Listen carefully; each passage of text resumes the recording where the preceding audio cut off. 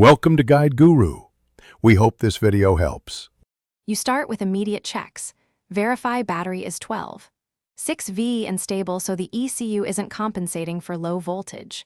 Next, visually inspect all vacuum and intake hoses for cracks, splits, or loose clamps because leaks raise idle. Use an OBD-Roman 2 scanner now to record idle RPM, engine coolant temperature, and any diagnostic trouble codes. This gives you baselines and tells you if the throttle body or idle air control is flagged. Once done, move to focused cleaning and adjustments. Now you clean and adjust. Remove intake duct and spray throttle body and the IAC or stepper motor ports while the engine is off.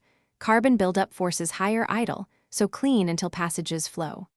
Reinstall and check throttle stop and cable free play. Aim for 1/3 mm of slack, because an over-tight stop holds the throttle slightly open.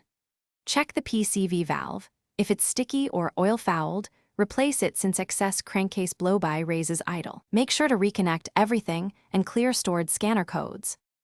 Finish by forcing a relearn and verifying stability.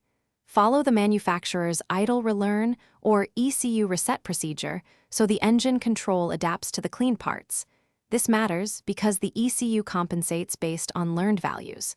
Start and warm the engine, then test drive to ensure idle is stable at operating temperature. If RPM remains high, perform a smoke test for hidden vacuum leaks and inspect mass airflow and oxygen sensors, because faulty sensors can trick the computer into increasing idle. Thanks for watching. Consider subscribing if we helped you today.